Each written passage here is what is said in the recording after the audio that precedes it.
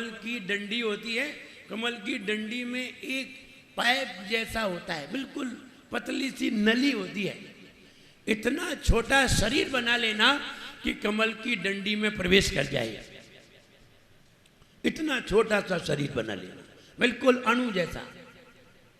मुनिराज है, रिद्धि है, कोई व्यक्ति उन्हें मारने आ गया, या कोई व्यक्ति, वैसे तो कोई आएगा नहीं, लेकिन उन्हें कोई परेशानी आ गई, इतना छोटा शरीर बना लिया। और ताकत दिखाना हो तो इतना बड़ा शरीर बना दे कि दुनिया में उतना बड़ा कोई है ही नहीं। विष्णु कुमार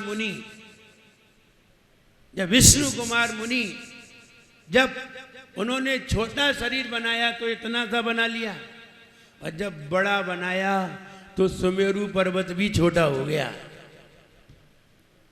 सुमेरु पर्वत मालूम है कितना बड़ा है? कितना बड़ा है? जितने ऊपर जो सूरज और चंद्रमा दिखाई दे रहा है, इससे 1000 गुना ऊपर है, इससे 1200 गुना ऊपर है। क्या? सुमेरु पर्वत। भगवान का अभिषेक होता है, जितनी ऊपर तुम्हें सूरज और चांद दिखाई देता है, इससे 1200 गुने ऊपर जाकर भगवान का अभिषेक होता है तीर्थंकरों का। इतना ऊंचा है सुमेरु पर्वत। शरीर बड़ा बनाया तो सुमेरु पर्वत भी छोटा हो गया, और छोटा बनाया तो वामन का शरीर बना दिया। ये मुनिराज के पास रिद्धि थी, विष्णु कुमार मुनिराज के पास। ये नहीं होती तो इतना बड़ा शरीर नहीं बनाते। जब उन्होंने पहला कदम सुमेरु पर्वत पर, दूसरा कदम मानुषोत्तर पर्वत पर, सारे पर्वत खत्म। अब बोले तीसरा कहाँ रखें?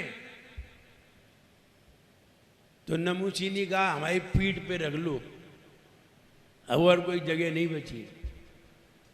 तो कहने का मतलब इतना बड़ा शरीर बना लें। हमने रामायण में देखा हो, जब रामायण देखी हो तो हनुमान जी ने कितना बड़ा शरीर बना लिया, खूब बड़ा शरीर बना लिया, और उनको सबको ऐसे हाथ में पकड़ लिया, यूं सब कीड़े की तरह तिलमिला रही थी।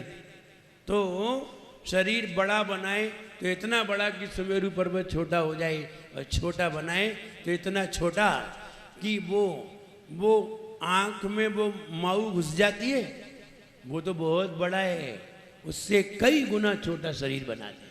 वे मुनि महाराज अनिम्नी दक्षा कुशला महिम्नी लघिम्नी, हल्का शरीर बनाए तो अपन ने वो देखा है आग का फूल, अकौआ का फूल जो सफेद सफेद सा उड़ता है हवा में, बिल्कुल हल्का सा होता है, उसे आग का फूल बोलते हैं। अकौआ जो खेतों में लगी रहती है, उसका फूल होता है, तोड़ते रहते हैं, बाद में ख़त्म हो जाते हैं। तो कितना हल्का होता है, इतना हल्का शरीर बना दें कि हवा में उड़ जाएं, और इतना भारी बना दें कि सारी दुनिया लग जाए तो हिला भी ना पाए। मुनिराज की ताकतें हैं, शक्ति हैं। अनिम्नी लघिम्नी महिम्नी गरिम्नी, और अगली रिद्धि आती है प्राप्ति। प्राप्ति रिद्धि उसे कहते हैं कि यहीं से बैठे बैठे अगर मुनिराज को आ जाए मन में, तो यहीं से बैठे बैठे सूरज और चांद को हाथ से पकड़ लें। यहीं बैठे, खड़े नहीं होंगे, यहीं से हाथ बढ़ाएंगे, सूरज बंद, चांद बंद, यहीं से पकड़ लें। इसे कहते हैं प्राप्ति रिद्धि। और अगली आती है प्राकाम्य रिद्धि। प्राकाम्य रिद्धि का मतलब है जैसे पानी पे चलते हैं अपन पानी में नहीं चल सकते, अपन पानी में चलेंगे डूब जाएंगे। वे पानी में अग्नि की शिखा पर, उसमें पढ़ते हैं जंगानलत श्रेणी फलाम्बुतंतु प्रसून बीजांकुर चार नावा नभोंगणक स्वैरी विहारी नश्च स्वस्ति क्रिया सु परमर्षयोना।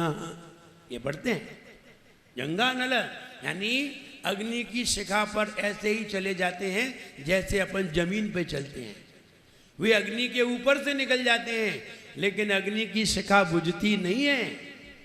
वे पानी से 4 अंगुल ऊपर ऐसे ही चले जाते जैसे अपन स्टेप बाय स्टेप चलते हैं। वे मुनि महाराज ऐसे ही चलते हैं पानी के ऊपर। अगर बीच में नदी मिल जाए तो पानी से 4 अंगुल ऊपर चले जाएंगे सीधे। उन्हें नाव की जरूरत नहीं है। मुनि महाराज नाव में बैठते ही नहीं हैं। कभी कभी बैठना पड़ जाए तो प्रायश्चित भी लेते हैं। तो जो रिद्धिधारी होते हैं वे नाव में नहीं बैठते, वे पानी के ऊपर से ही निकल जाते हैं। ये रिद्धियाँ मुनिराज को प्राप्त होती हैं। उन पे पैसे नहीं होते नाव में बैठने के लिए। कैसे निकलेंगी? पानी में चलेंगे तो दोष लगेगा, तो उन्हें ऐसी रिद्धि प्राप्त हो जाती, ऊपर से निकल जाती है। तो ये रिद्धियाँ हैं। कौन सी रिद्धि है? ये प्राकाम्य। अगली आती है ईशित्व। ईशित्व का मतलब है वे जैसा चाहे वैसा हो। इसे कहते हैं ईशित्व। सभी पे उनका अधिकार होता है, सब उनके वश में होते हैं। वो तो वशित्व है, लेकिन सब पर उनका अधिकार होता है। उनका कोई भी विरोध नहीं कर सकता है, और वे जैसा चाहें लोग वैसा ही करते हैं। उन्हें कहते हैं ईशित्व। और आगे आता है वशित्व। वो सबको अपने वश में करते हैं, सब उनके वश में होते हैं। ये रिद्धि है वशित्व। और अगली रिद्धि आती है अप्रतिघात। तथा प्रतिघात गुण प्रधाना। तथा प्रतिघात, ये गुण प्रधान। अप्रतिघात इसका मतलब है कि जैसे सामने पहाड़ है, इधर पहाड़ है, और हमारी हाइट अभी 5 फीट है, 6 फीट है, और पहाड़ 500 फीट का है। तो अब हमें अगर पहाड़ के उस पार जाना है तो हमें पहाड़ पे चढ़ करके यूं और यूं उतरना पड़ेगा। लेकिन इन मुनि महाराज को उतरना नहीं पड़ेगा, ना चढ़ना पड़ेगा। ये सीधे यूं जाएंगे और पहाड़ के अंदर प्रवेश करके पीछे निकल जाएंगे। ये रिद्धि पहाड़ के अंदर प्रवेश कर जाते हैं, दीवार के अंदर। उन्हें यूं घूम के नहीं जाना पड़ेगा। वहां जाना है रोड पे, ऐसे घूम के नहीं जाना पड़ेगा, सीधे यूं चले जाएंगे, दीवार में से निकल जाएंगे। वे मुनि महाराज, क्या ऐसी रिद्धियां होती हैं? अरे सारी रिद्धियां हैं, यहां पंचम काल में नहीं है। विदेश क्षेत्र में जाकर के देखें, ये रिद्धिधारी मुनिराज वहां बैठे हैं। आश्चर्य नहीं है? बहुत बड़ा आश्चर्य है। सामने वाला व्यक्ति दीवार में से निकल जाए, तुमको वो कहां गया? ये रिद्धियां हैं। वे रिद्धिधारी मुनि महाराज ऐसे व्यूवण रिद्धिधारी मुनि महाराज, 8 प्रकार के रिद्धिधारी वे मुनि महाराज तप के द्वारा जिन्होंने ये रिद्धियां प्राप्त की हैं, उन मुनि महाराज को मेरा मन वचन का ऐसे प्रणाम हो भी। ऐसे रिद्धिधारी मुनिराज को रोज सवेरे उठ करके अगर आपके बच्चे आप प्रणाम करते हैं, आप सच मानिए आपने पहले जो कुछ पढ़ा है वो सब तुम्हारे दिमाग में रिपीट आ जाएगा,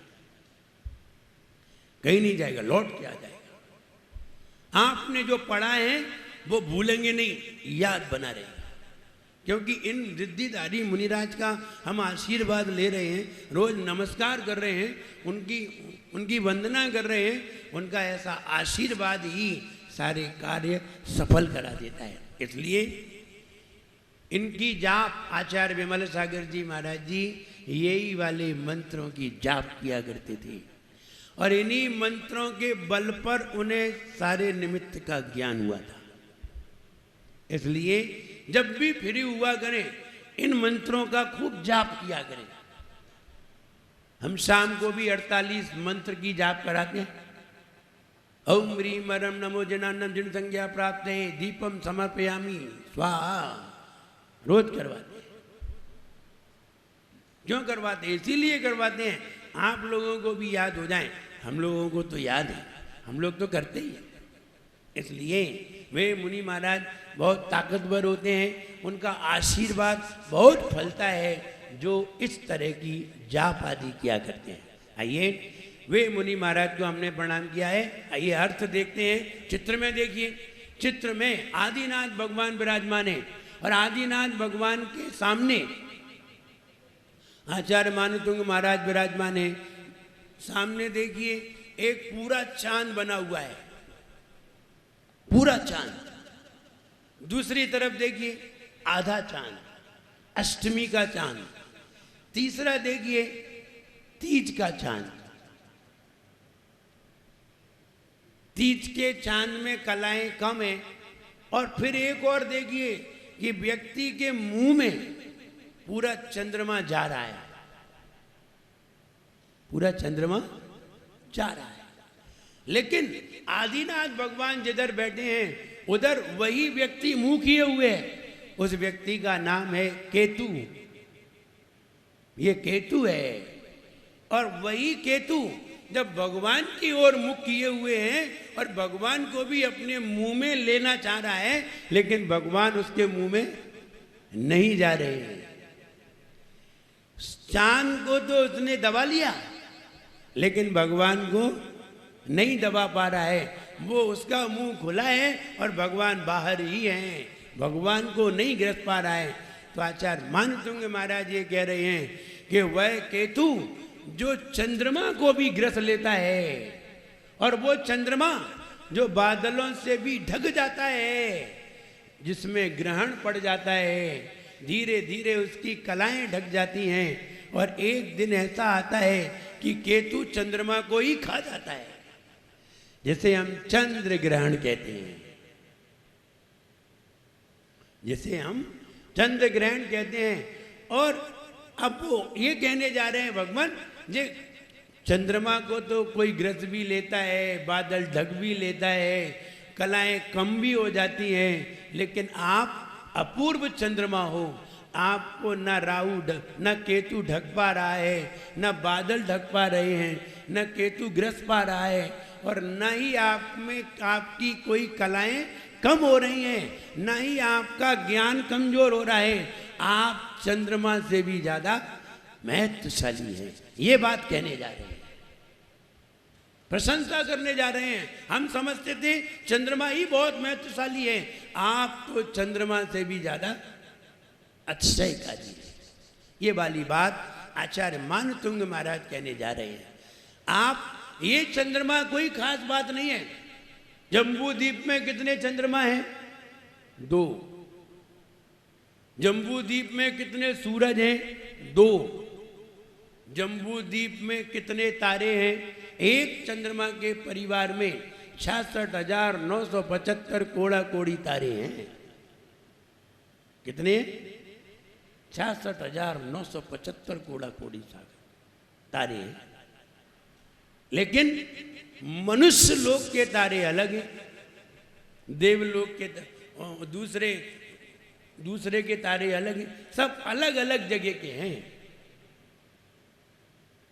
बोले मनुष्य लोक के तारे कितने हैं? ये तो ढूंढना पड़ेगा, ये तो ढूंढना पड़ेगा। हाँ, भरत क्षेत्र के तारे मालूम है कितने हैं? भरत क्षेत्र में कितने तारे हैं? 705 कोड़ा कोड़ी तारे हैं भरत क्षेत्र में। भरत क्षेत्र में 705 कोड़ा कोड़ी तारे हैं। लेकिन मनुष्य लोक में 80 करोड़ 40 लाख 7 ऐसे ही कुछ हैं। मुझे पूरा याद नहीं आ रहा है, फिर अब याद होगा फिर बताएंगे। तो इतने तारे मनुष्य लोक में हैं, लेकिन भरत क्षेत्र में 705 कोड़ा कोड़ी तारे हैं। तो तारों की काउंटिंग है, ऐसा नहीं है तारे काउंटिंग नहीं है। कोई से पूछे तारे कितने, लोग हम लोग के असंख्यात तारे हैं, अनगिनत तारे हैं। अरे गिनती के तारे हैं। पूरे भरत क्षेत्र में 705 कोड़ा कोड़ी तारे हैं। ऐरावत क्षेत्र में 705 कोड़ा कोड़ी तारे हैं। अब भरत के बाद हेमवत क्षेत्र में 1410 कोड़ा कोड़ी तारे हैं। और हरि क्षेत्र में 2820 कोड़ा कोड़ी तारे हैं। और विदेह क्षेत्र में 5640 कोड़ा कोड़ी तारे हैं। गिने गिनाए हैं? किसने गिने हैं? अरे भगवान ने गिने हैं। भगवान के ज्ञान में सब झलक रहे हैं और उन्होंने ही ये काउंटिंग बताई है। सबसे ज्यादा तारे विदेह क्षेत्र में हैं। सबसे ज्यादा तारे विदेह क्षेत्र में हैं और सबसे कम तारे भरत क्षेत्र में हैं। भरत और ऐरावत में सबसे कम है और सबसे ज्यादा विदेह क्षेत्र में हैं तारे। आगे तारों की संख्या असंख्यात हो जाएगी। ढाई द्वीप के बाहर जब तारे निकाले जाएंगे तो असंख्यात हो जाएंगे, क्योंकि द्वीप असंख्यात हैं तो तारे भी असंख्यात हो जाएंगे। लेकिन ढाई द्वीप के तो गिनती के हैं। ढाई द्वीप में 42 चंद्रमा हैं, 42 सूर्य हैं। पूरे ढाई द्वीप में मनुष्य लोक में कोई पूछे कि मनुष्य लोक में सूर्य कितने हैं? 42।